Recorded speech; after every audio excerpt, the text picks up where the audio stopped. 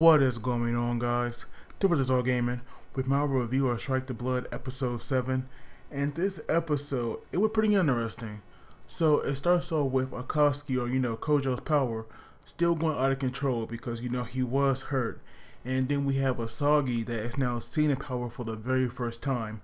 And it's like he released so much energy that not only did he send Asagi flying back, but he cracked the ground beneath him, and he also shattered every window in the entire school building.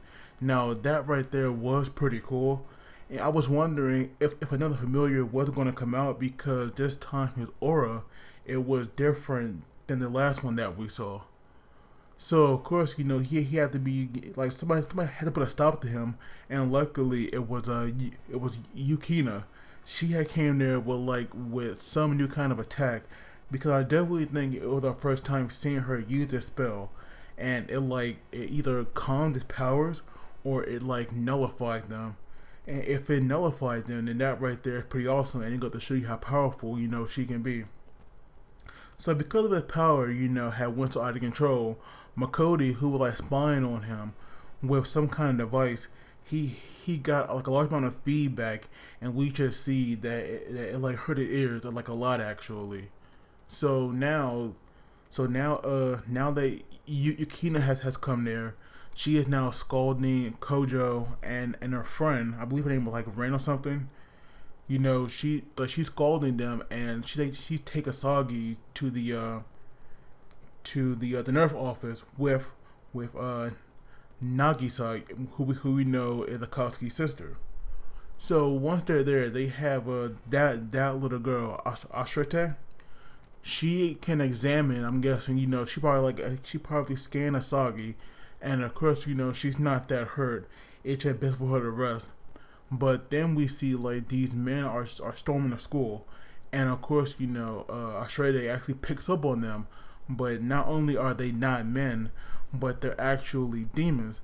And we see Nagisa actually freak out, and that right there really confused me, because I didn't think that kind of reaction would come from her. So at first I was really surprised, and I was definitely curious. And so then we have this one guy coming through the other door, and he pulled out this gun, and I thought he was gonna kill her.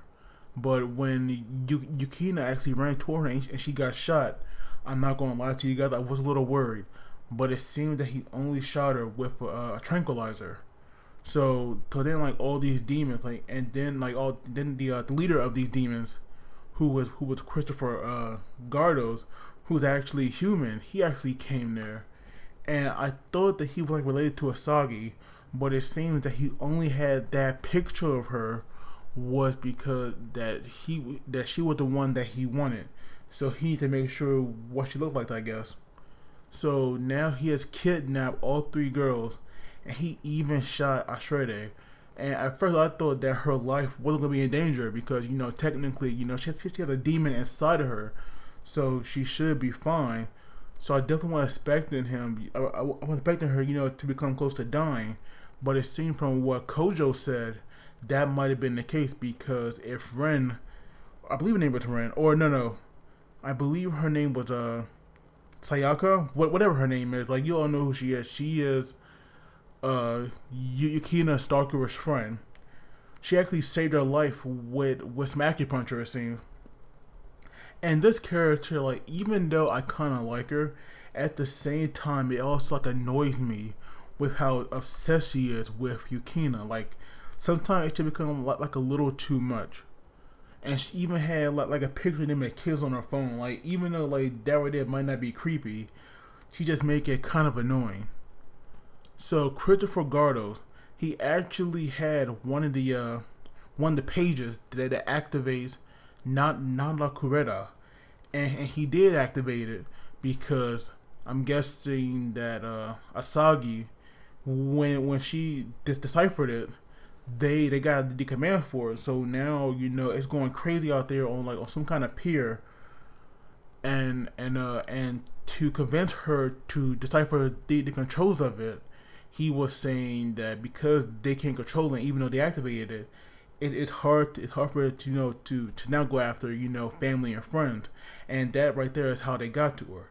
And then we also had Makoti, who also got kind of serious when he saw that these guys were like taking the girls, and we see that he like bites down on this pill, and just out of nowhere he get like these awesome wind powers.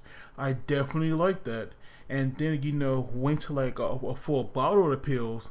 I was like wondering what he was gonna do, and then it's like he yelled out, and we see that this like green copy of himself comes, but it doesn't last for long because Altair attacked it and destroyed it, and then he also attacked Makoto as well, his real body.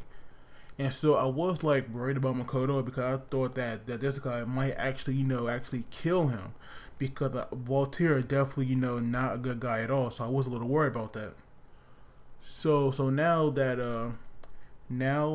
Kojo is there, at the pier with that girl, and they're gonna try to put a stop to that.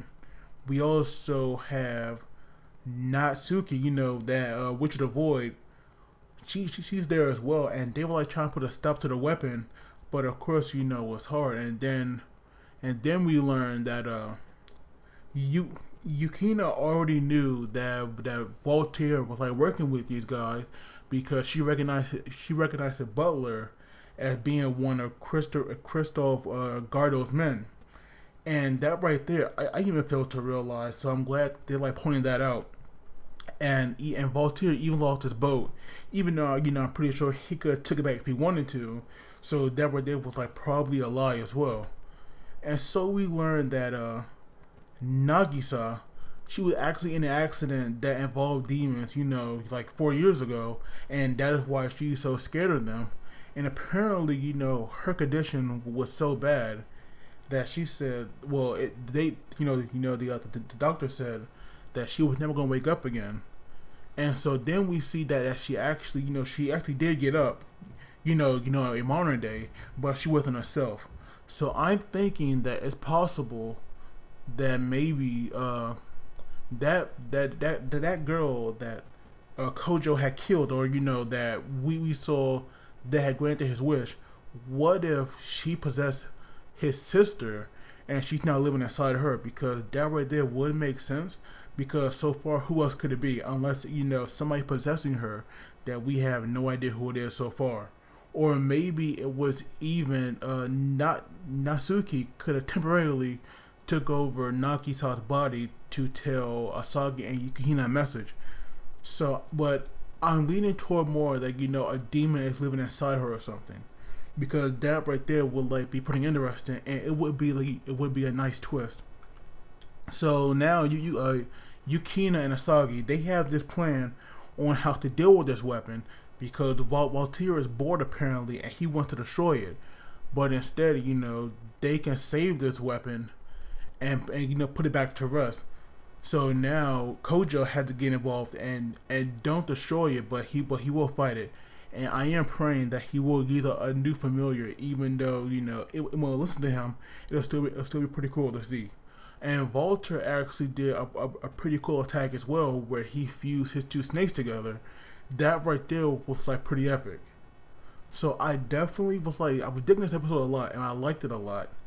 But I am disappointed that we couldn't see Asagi, not Asagi, Kojo fight that weapon at first, because I am hoping that he'll get a new familiar, because like either he'll drink somebody else's blood, or maybe those familiars will like finally give in to him, because eventually it's going to happen. I don't know why they are so stubborn and not listening to him. So I'm hoping that will happen soon. But as always, guys, don't forget to like the video and subscribe, because that really helps me out. But as always, you guys take it easy, and I'll see you all next time.